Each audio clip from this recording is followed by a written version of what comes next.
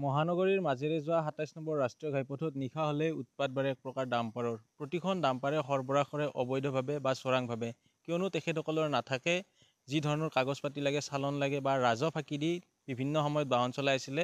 তেনে পৰিপ্ৰেক্ষিততে পূব কামৰূপ বন সংৰক্ষণ বিভাগে অভিযান চলাইছিলে আৰু অভিযানৰ অন্তত প্ৰায় ১৫খনকৈ বাহন ইতিমধ্যে জব্দ কৰিছিল। প্ৰতিখন বাহনতে যদি চোৱা যায়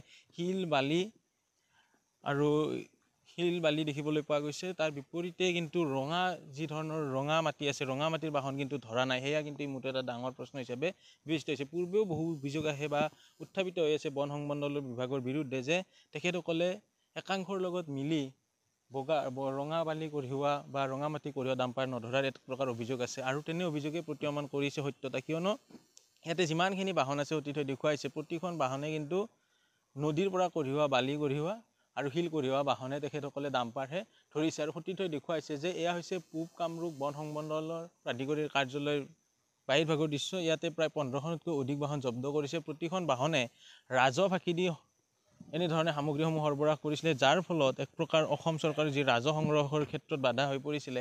একাংশ দুৰ্নীতিগ্ৰস্ত বন বিষয়াক তেখেতসকলে মেনেজ দি পিনে এনেদৰে দীৰ্ঘদিন ধৰি চলাই আহিছিলে। কিন্তু এতিয়া কিয় ধৰিলে, যদি সেই কথাৰ কিছু বিৱৰণ দিওঁ তেতিয়াহ'লে উল্লেখ কৰিব লাগিব যে মাৰ্চ এণ্ডিং বুলি কোৱা হয় আৰু ৰাজহৰ যি নিৰ্ধাৰণ কৰি দিছে সেই ৰাজহ সংগ্ৰহৰ বাবে এতিয়া উঠি পৰি লাগিছে, যাৰ ফলত তেখেতসকলে এতিয়া নিশা অভিযান চলিছে।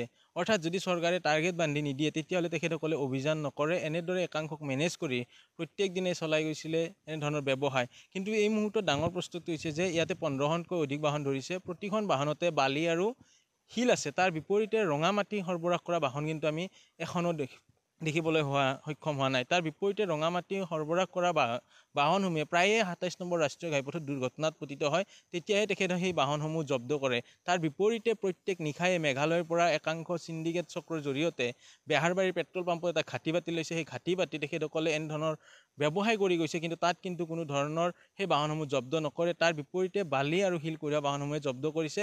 কিয় সেই দুখন বাহনে জব্দ কৰিবলৈ সক্ষম হ'ল, বাকী ৰঙা মাটি সৰবৰাহ কৰা বাহন কিয় জব্দ কৰা নাই, সেয়া এই মুহূৰ্তত ডাঙৰ প্ৰশ্ন। সতীৰ্থই দেখুৱাইছে ইয়াত ১৫খনতকৈ অধিক বাহন আছে, ১০ চকীয়া ডাম্পাৰ আছে, এছ বাহন আছে।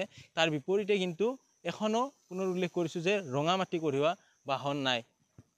অৰ্থাৎ পূব কামৰূপ বন সংমণ্ডল প্ৰাধিকৰী কাক মেনেজ দি ৰাখিছে, যাৰ ফলত তেখেতসকলে শিল বালি কঢ়িওৱা বাহনে জব্দ কৰিলে বা ধৰিলে। তাৰ বিপৰীতে যি ৰঙা মাটি কঢ়িওৱা বাহনসমূহে ৰাজহ ফাঁকি নিদিয়ে নেকি, বা তেখেতসকলে জোখতকৈ বেছি অধিক পৰিমাণৰ সামগ্ৰী নকঢ়িয়াই নেকি, বা নিশাৰ অভিযান সেইসমূহ কথা কিয় পোহৰলৈকে নাহিলে।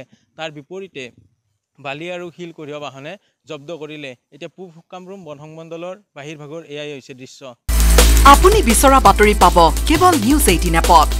নিউজ 18 এপ ডাউনলোড কৰিবলৈ স্কেন কৰক এই QR কোড। গুগল প্লে ষ্টৰতো পাব এই নিউজ 18 এপ।